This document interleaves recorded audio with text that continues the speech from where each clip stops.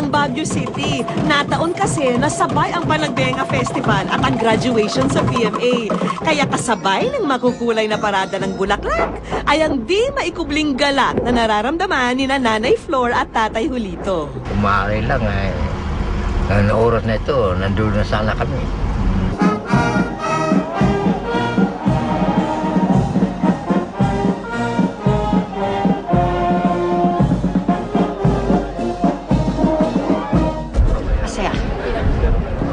Proud na proud. Kung po pwede lang Kung po pwede lang lapitan at yakapin mo yung anak mo. At talagang proud na proud ako sa anak. Ang ano sa Bisaya, kumbaga araw natin to.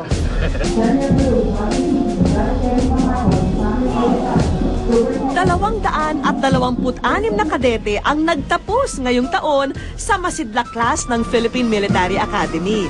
At sa pangunguna ni Cadet Belen, taas noong ipinagmalaki ng mga graduate ang matamis na tagumpay na kanilang inani. Lagi kong sinasabi sa aking mga squad mates na kung may mga dekorasyon o awards kayong nakikita sa aking dibdib, hindi yun yung importante. Ang mas importante ay mga tao naging dahilan kung bakit meron ka nun. Kung gaano katikas si Cadet Belen, si Nanay Flor naman bumigay sa naging talumpati ng anak. Truly, today's achievement is not an achievement of one person, but an achievement of all. Palakpakan po natin ang ating mga sarili. Maraming salamat po at mabuhay tayong lahat.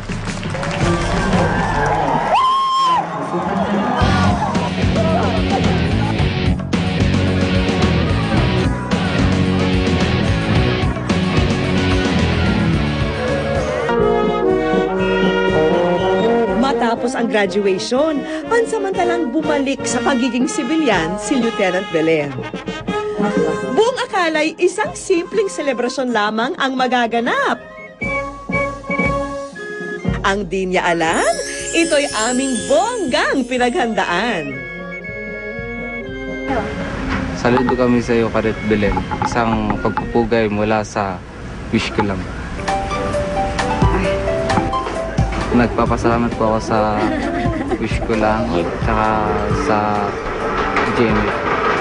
Thank you very much din at naramdaman ninyo, na-feel ninyo yung depth na pinalabas ni Lieutenant Belen. Siguradong mission accomplished ka na sa iyong pinapangarap para sa iyong pamilya dahil sa aming mga regalong handog. Ina-award po namin itong complete set of manicure para sa inyo, Nanay Flor. Ang gamit ko.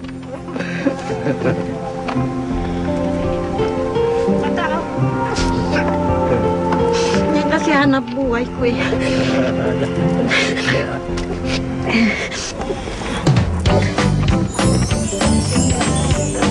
At lalo pang haharurot ang iyong tagumpay dito sa tricycle na aming ibibigay.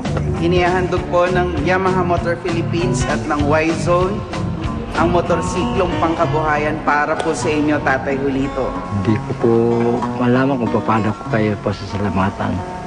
Ang masasabi ko lang, ang lahat na ito ay biyaya galing sa Diyos.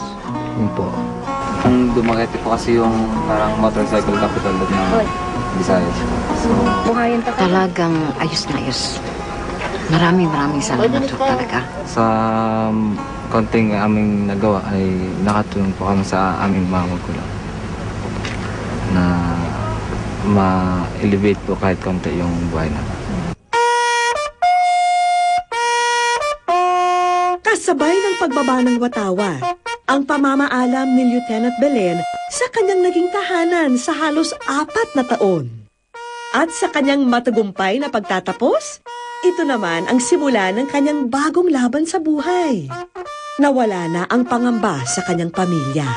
At ngayon, handa na siya para naman sa kapakanan ng mas malaking pamilya. Ang sambayan ng Pilipino na higit kailangan ang mga katulad niyang uliran.